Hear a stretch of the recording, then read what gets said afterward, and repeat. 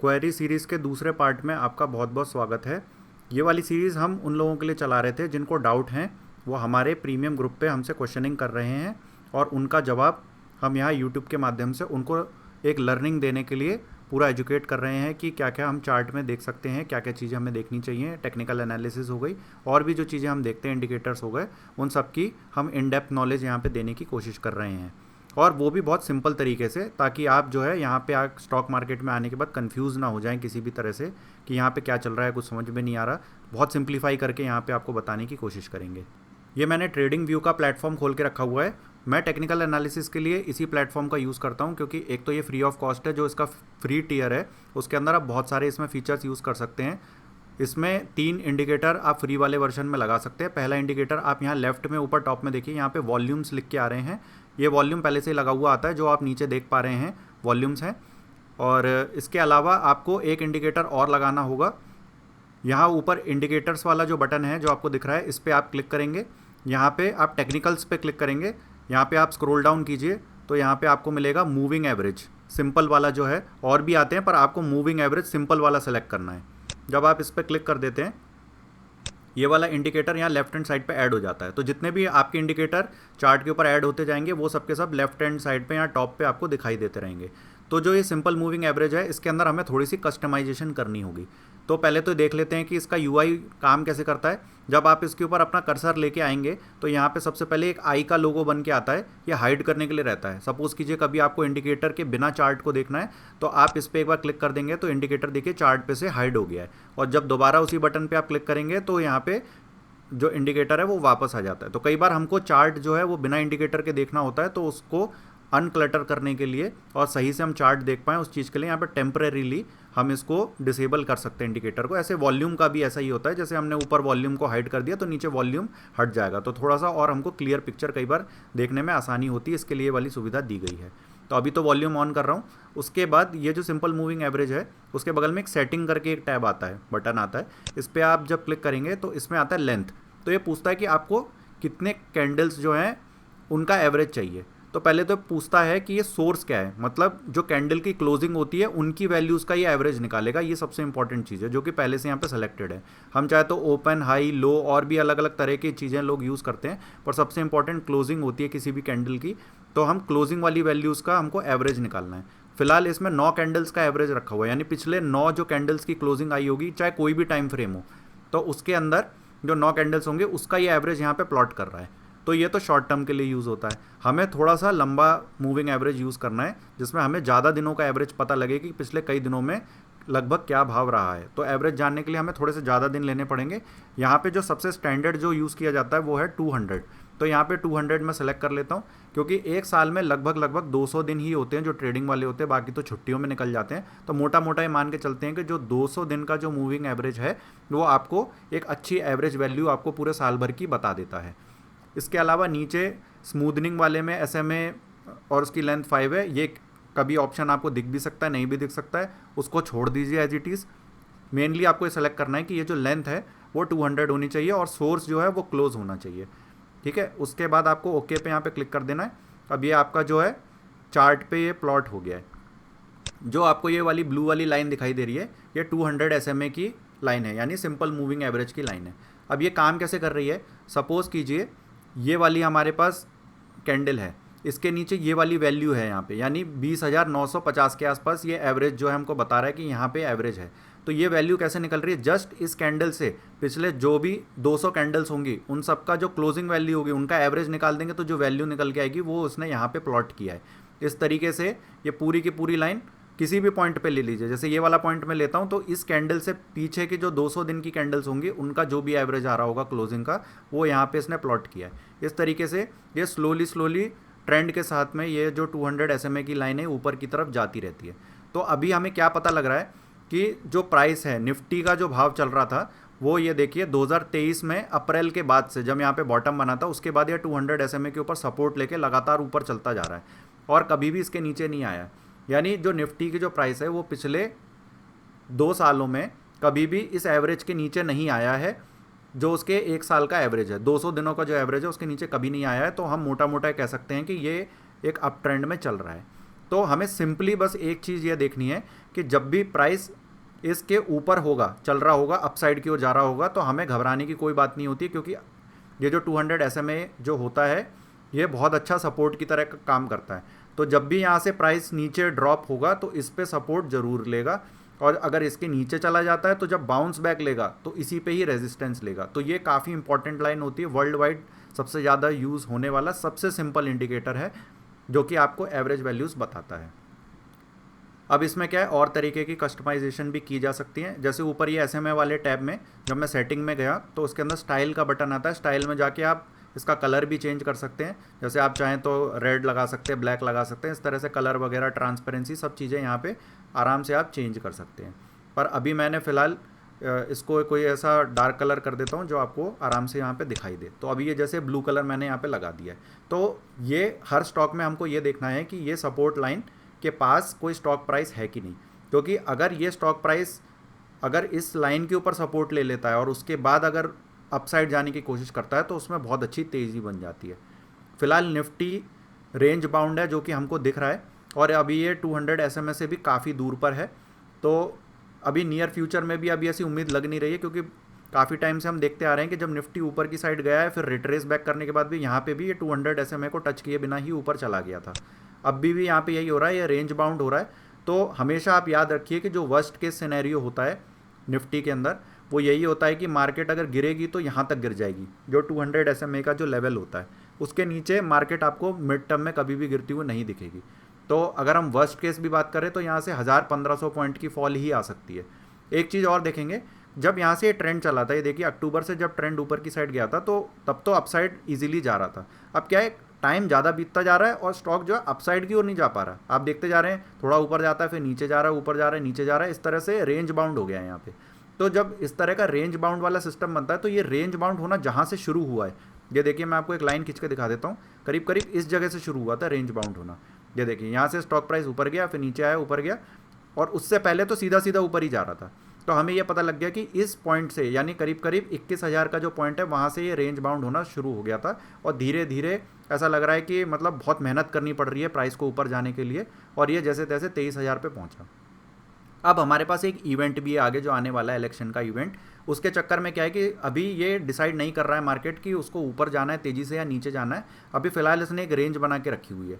अब जैसे ही मार्केट को क्लैरिटी आनी शुरू हो जाएगी, हालांकि मार्केट को तो सब मालूम है कि आगे क्या होने वाला है, पर फिर भी जो लोग रहते हैं वो एग्रेसिवली तभी इन्वेस्ट करना शुरू करते हैं जब पॉजिटिव न्यूज़ आने लगती है।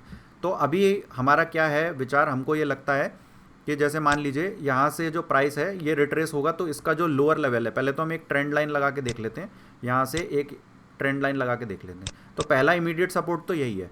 तो अगर स्टॉक प्राइस जो है यहाँ से अगर गिरना शुरू भी होता है तो सबसे पहले तो यहाँ पे रुकने की कोशिश करेगा करीब करीब, फिर ये बाउंस लेगा और फिर थोड़ा यहीं आसपास सपोर्ट बनाने की कोशिश करेगा। ये तो एक इंक्लाइंड वाली सपोर्ट थी जो आपको मैं पहले सपोर्ट और रेजिस्टेंस की वीडियोज़ में बता चुका हूँ। यहाँ पे देखिए एक ही पॉइंट पे 3 जगह पे करीब करीब, यहाँ पे एक डिप लगी है, यहाँ पे भी एक डिप लगी है और यहाँ पे भी डिप है। तो इन तीनों डिप को बनाने के लिए जो ये सपोर्ट बन रहा है यहाँ पे 21,710, ये अगला सपोर्ट होगा। तो हमें 2 सपोर्ट यहाँ से पता लग गए। तो मैंने ये जो ड्राइंग बनाई है उसी हिसाब से बनाई है कि अगर नीचे गिरेगा तो पहला तो ट्रेंड लाइन पे सपोर्ट लेगा, और जब भी सपोर्ट लेता है छोटा बाउंस आता है, तो मैंने बाउंस भी ड्रॉ कर दिया है। फिर अगर इसको ब्रेक करता है तो फिर अगला सपोर्ट इसको यहाँ पे मिलेगा, और सपोज कीजिए अगर इसको भी ब्रेक कर देता है तो फिर थोड़ी करेक्शन जो है वो लंबी हो जाएगी, और यहाँ से ये बाउंस यहाँ ट्रेंड लाइन तक भी ले सकता है, उससे कम भी ले सकता है, पर इससे ज़्यादा नहीं लेगा। तो यहाँ तक मान लीजिए एक बाउंस और लिया और फिर ये गिरेगा यहाँ तक। अब इसमें देखिए एक इम्पॉर्टेंट नोट करने वाली बात यह है कि जो ये 200 SMA का जो इंडिकेटर है, ये अभी आप बाद में आपको पता लगेगा कि जब ये प्राइस नीचे की ओर आने लगेगा ना, तो ये मूविंग एवरेज का जो इंडिकेटर है ऊपर की तरफ जा रहा है वो धीरे धीरे धीरे ऐसे फ्लैट होने लगेगा। तो अब आपको ये पता लगेगा कि ये जो है ये प्राइस ऐसे आ गई है, ये मूविंग एवरेज ऐसे बन गया इस तरीके से। तो जब ऐसे बनेगा तो यहाँ पे 200 SMA पे स्टॉक प्राइस सपोर्ट ले लेगा, और उसके बाद फिर यहाँ से एक नई तेज़ी बननी शुरू हो जाएगी, फिर स्टॉक प्राइस यहाँ से ऐसे ऐसे करके ऊपर की तरफ निकल जाएगा। तो हमको एक वर्स्ट केस सिनेरियो हमेशा मालूम होना चाहिए कि अगर गिरेगी तो मैक्सिमम मार्केट कहाँ तक गिर जाएगी, और अगर मैक्सिमम नहीं गिरती है तो बीच बीच में ऐसे कौन से पड़ाव हैं जहाँ तक मार्केट गिर सकती है। और अगर ऐसा कुछ भी नहीं होता है, सपोज कीजिए एक और सिनेरियो ये है कि अभी जहाँ तक है यहाँ से किसी भी एक जगह से सपोर्ट लेने के बाद यहाँ से तेज़ी से ऊपर की ओर निकल जाए, अगर ऐसा होता है तो फिर मार्केट अप ट्रेंड में अपने आप चली ही जाएगी। तो हमने ये देखा कि जो 200 SMA का जो इंडिकेटर होता है वो किस तरह से काम करता है। अब इसमें आपको एक बहुत इंपॉर्टेंट चीज़ बताने वाला हूँ, बहुत ध्यान से देखिएगा। अभी मैं आपको एक स्टॉक का एग्जांपल दिखाऊंगा, उसमें आपको दिखाऊंगा कि 200 SMA किस तरह से काम करता है।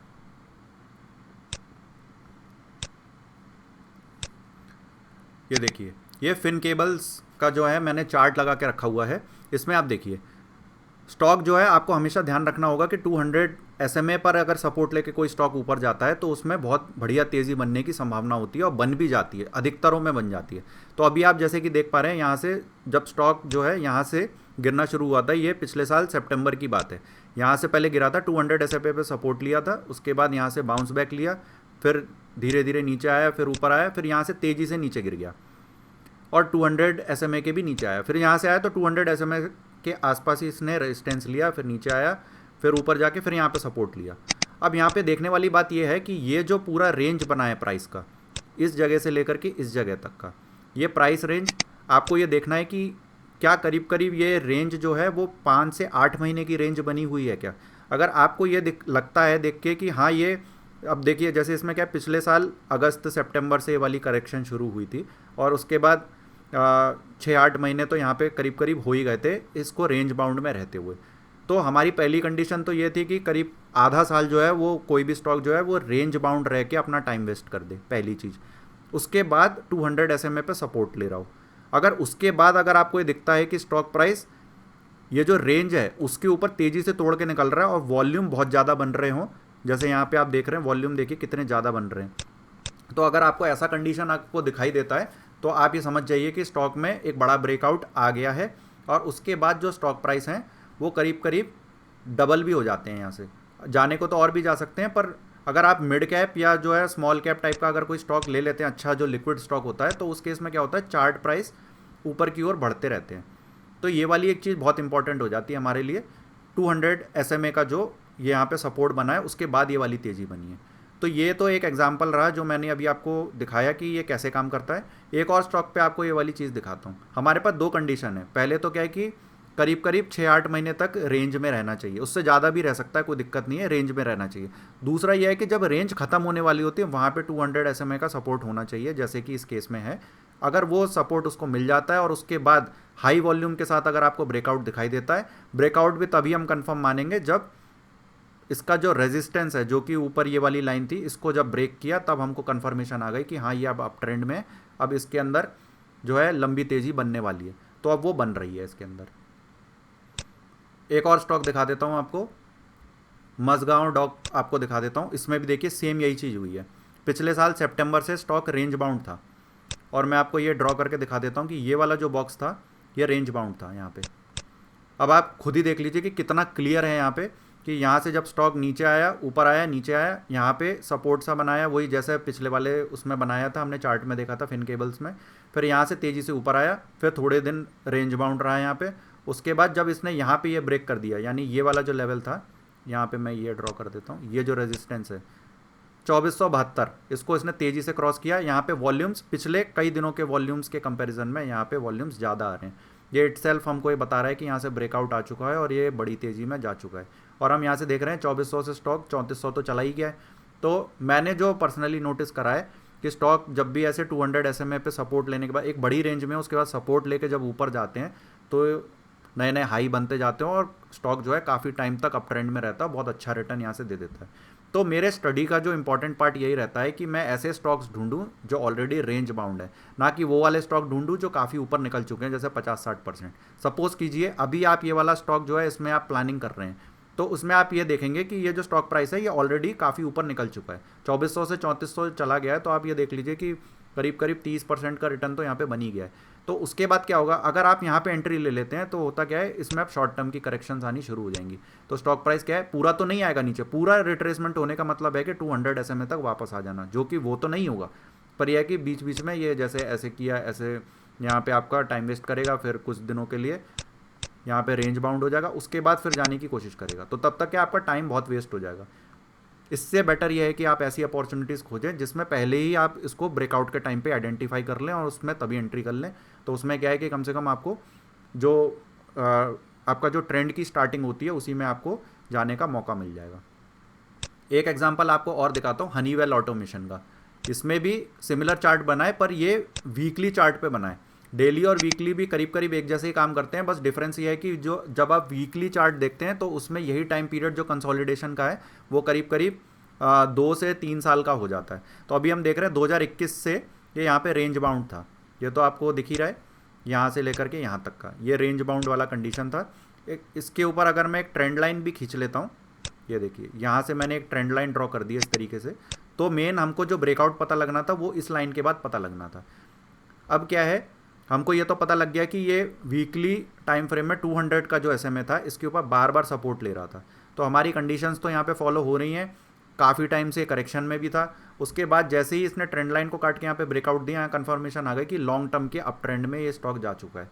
तो यहाँ से हमने देखा कि जो 40,000 का स्टॉक था वो सीधा सीधा कुछ ही हफ्तों में 60,000 का जो प्राइस है इसने अचीव कर लिया, करीब करीब कर लिया। वो 58,000 है पर मान लीजिए। उसके बाद क्या है, थोड़ी सी रिट्रेसमेंट आई, क्योंकि सीधा सीधा तो कभी नहीं चलेगा। अब क्योंकि ये वीकली टाइम फ्रेम है तो इसके अंदर वीक के ही करेक्शंस आएंगे। अब आपको उसको इसी टाइम फ्रेम में देखना होगा जब भी आप देखेंगे। ऐसा नहीं है कि आपने इसको वीकली 200 SMA पे आइडेंटिफाई किया तो फिर आप उसको डेली पे देख रहे हैं, तो आपको पिक्चर क्लियर नहीं होगी। जिस टाइम फ्रेम पे आपने उसको आइडेंटिफाई किया है आपको उसी टाइम फ्रेम पे थ्रू आउट, जब तक आप उसमें प्रॉफिट बुक नहीं कर लेते, आपको उसमें देखना होगा। तब आपको मैक्सिमम बेनिफिट मिलेगा पूरे ट्रेंड का, वरना आप कंफ्यूज हो जाएंगे, आप शॉर्ट टर्म की करेक्शन में उसमें एग्जिट कर जाएंगे, फिर आपको पूरा बेनिफिट नहीं मिल पाएगा। इसमें वीकली ही इसलिए सेलेक्ट किया क्योंकि ये वीकली 200 SMA पे सपोर्ट बना रहा था। फिन केबल्स और मजगांव डॉक में डेली इसलिए सेलेक्ट किया था क्योंकि डेली के टाइम फ्रेम पर ये हमको सपोर्ट बनाता हुआ दिख रहा था, और मजगांव डॉक में भी यही था। डेली के अंदर हमने इसको इसलिए देखा था क्योंकि इसने डेली के 200 SMA पे सपोर्ट बनाया था। एक और स्टॉक देख लेते हैं, KNR कंस्ट्रक्शन।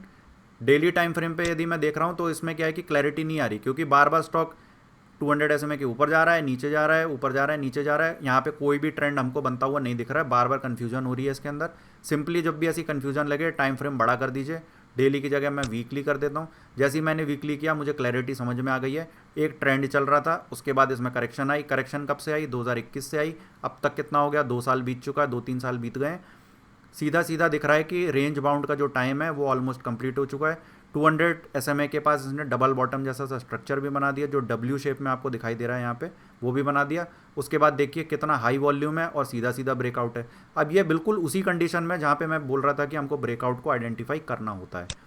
यहाँ से मैं एक ट्रेंड लाइन ड्रॉ कर देता हूँ, ये देखिए अब आपको क्लियरली दिख रहा है कि स्टॉक ने यहाँ से ब्रेकआउट दे दिया है, और अभी यही इसका जो है वो सपोर्ट एरिया होगा। अगर ये वाला जो ब्रेकआउट है अगर वो फेल हो जाता है तो स्टॉक प्राइस यहाँ से वापस इस ट्रेंड लाइन के नीचे आ जाएगा, तो फिर हम मान लेंगे कि अब ट्रेंड कैंसिल हो गया है। पर अभी के लिए क्या है, क्योंकि वॉल्यूम्स बहुत ज़्यादा हैं, ब्रेकआउट भी बहुत अच्छा है।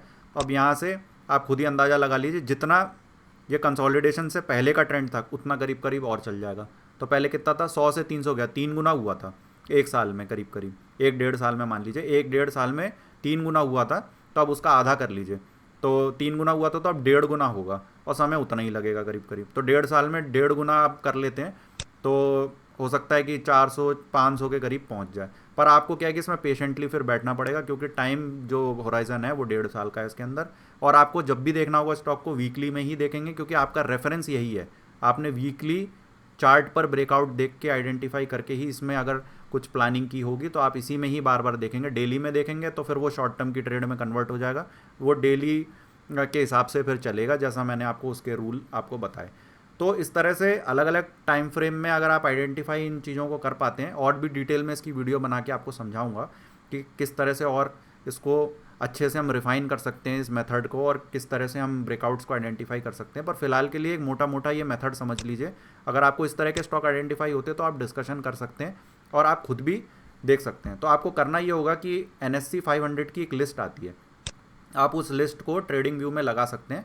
उसको लगाने के बाद क्या है कि आप इसको नेम वाइज सॉर्ट कर लीजिए, जैसे अभी मैंने यहाँ पे नेम वाइज सॉर्ट कर लिया। अब क्या कीजिए, डेली का टाइम फ्रेम लगा लीजिए। यहाँ पे 200 SMA आपने लगा के रखा ही हुआ है। अब एक एक करके नीचे आप इसको स्क्रॉल डाउन करते चले जाइए। कहीं पे भी आपको इस टाइप का स्टॉक दिखे जो 200 SMA पर सपोर्ट लेके ऊपर जा रहा हो, बस आपको उसको अपने वॉच लिस्ट में डाल लेना है। जब भी ब्रेकआउट आएगा हम उसमें एंट्री कर लेंगे। तो अभी आप देखते जाइए, जैसे मैं नीचे ऐसे स्क्रॉल डाउन करते जा रहा हूँ। अभी मेरे को कुछ इस टाइप का मिला नहीं है, पर ज़रूर आपको कुछ इस टाइप के स्टॉक्स मिल जाएंगे। स्क्रॉल डाउन करते टाइम, तो उसके हिसाब से आप देख सकते हैं। हुआ ये भी, यहाँ पे भी ऐसा ही हुआ था, यहाँ पे भी रेंज बाउंड सा था, करीब करीब वैसे ही था, यहाँ से ब्रेकआउट दिया तो बहुत तेज़ी से निकल गया। तो 200 SMA की जो लाइन रहती है वो काफ़ी इंपॉर्टेंट रहती है। तो आप जब इसकी प्रैक्टिस धीरे धीरे करते जाएंगे तो आपको धीरे धीरे आइडिया लग जाएगा कि किस टाइप का जो चार्ट है वो कब ब्रेकआउट देने वाला है। हर बार हमको क्रिस्टल क्लियर नहीं मिलता है चार्ट में, क्योंकि ये स्टॉक मार्केट है, यहाँ पे हर चीज़ क्लैरिटी के साथ आपको नहीं मिल सकती है। जैसी भी मिलती है वो आपको एक्सपीरियंस के साथ ही समझ में आएगा कि वो चीज़ काम कर रही है कि नहीं कर रही। पर ये मेथड काफ़ी अच्छा रहता है, बहुत सिंपल है। इसमें क्या होता है कि आपकी डेली आपको या हफ्ते में एक बार आपको ये NSE 500 के सारे स्टॉक फटाफट देख लेने होते हैं कि किस में इस तरह की कंसोलिडेशन के बाद ब्रेकआउट आ रहा है। जो ऑलरेडी अप ट्रेंड में चल रहे हैं उनको तो आप छोड़ दीजिए, क्योंकि इनमें क्या कभी भी रिट्रेसमेंट आएगी ना तो आपका फिर लॉसेज होने शुरू हो जाएंगे। अब एग्जाम्पल के लिए देखिए, ये हमारा राजा एनर्जी मोबाइल वाला, इसमें देखिए यहाँ पे जनवरी 2023 से लेकर के सितंबर नवंबर तक तो करीब 8-9 महीने तो हो ही गए थे ना यहाँ पे। तो ये रेंज बाउंड में था और इसने 200 SMA पे यहाँ पे सपोर्ट लिया 600 के आसपास, और उसके बाद देखिए तेज़ी बनी, 600 से पहले 800 गया, तो यहाँ पे 40% करीब यहाँ पे रिटर्न आया, फिर रिट्रेसमेंट हुआ, फिर 700 से सीधे 1200, तो यहाँ पे भी 80% करीब यहाँ पे रिटर्न आ गया। और इस रेफरेंस पॉइंट के हिसाब से अगर मैं यहाँ पे भी ब्रेकआउट कंसीडर कर लेता था, अगर 660 के आसपास 680 मान लीजिए 700 पे भी ले लेता, तो भी 700 से 1200 चला जा रहा है, और वो भी कितना 5-6 महीने में, तो क्या बुरा है। अगर इस तरह के आप कुछ स्टॉक्स आइडेंटिफाई कर लेते हैं तो आपका जो वेल्थ है वो कितनी जल्दी मल्टीप्लाई हो सकता है ये आप खुद जान सकते हैं। तो इस तरीके से आपको स्टॉक्स जो है वो देखते रहने होते हैं, और जो अपॉर्चुनिटी आती है, वॉच लिस्ट होती है इसलिए कि आप इस टाइप के स्टॉक को आइडेंटिफाई करके अपनी वॉच लिस्ट में रख सकें। अब हमारे एक व्यूअर है, उन्होंने एक क्वेरी पूछी थी, एक स्टॉक था टेक्समैको रेल, वो उसमें जानना चाह रहे थे कि आगे वो क्या है, उसमें किस तरह का मूवमेंट आने वाला है, तो हम उनको वो भी बता देते हैं। टेक्समैको रेल में क्या है कि स्टॉक प्राइस यहाँ से गिरना तो शुरू हुआ था, पर ये 200 SMA के ऊपर अभी आया नहीं है। पर यहाँ से हमने एक चीज़ आइडेंटिफाई करी कि जब ये स्टॉक प्राइस नीचे आया तो ये देखिए 14 मार्च की जो कैंडल थी वो एक एनगल्फिंग कैंडल बनी थी, तो उसने क्या किया, पिछली वाली कैंडल को पूरी तरह से ढक दिया। उसके बाद स्टॉक प्राइस ऊपर की तरफ ये जा रहा है, जितनी तेज़ी से नीचे गिरा था उतनी तेज़ी से ऊपर नहीं जा पा रहा है। यानी ये सिंपली इंडिकेट कर रहा है कि यहाँ से एक बॉटम तो बना, पर यह भी सिर्फ एक बाउंस का हिस्सा है, जहाँ तक मैं मानता हूँ, क्योंकि इस तरह के मैंने बहुत सारी एनालिसिस को देखा है, उसमें होता क्या है कि स्टॉक प्राइस ज़्यादातर नीचे आ जाते हैं। अब मेरे हिसाब से ये होना है कि अगर मार्केट नॉर्मली रहती है, बहुत ज़्यादा अप ट्रेंड में नहीं जाती है, या थोड़ी ज़्यादा गिरावट आती है, तो ये क्या करेगा, थोड़ा सा ऊपर जाके हो सकता है फिर तेज़ी से यहाँ पे 200 SMA को एक बार टच करने के लिए यहाँ पे नीचे आ सकता है। अगर ऐसा केस होता है तो यहाँ पे इसको इलियट वेव में कहते हैं कि पहले ए वेव बनी है, फिर बाउंस चल रहा है जो कि बी वेव है, उसके बाद तेज़ी से नीचे आता है जो कि सी वेव कंप्लीट करने के लिए आता है। और इस बहाने क्या होगा, फरवरी से लेकर के जून जुलाई अगस्त, अगर मान लीजिए 3 महीने अगर इसी काम में निकल जाते हैं तो करीब करीब 6-8 महीने का जो कंसोलिडेशन है वो पूरा हो जाएगा।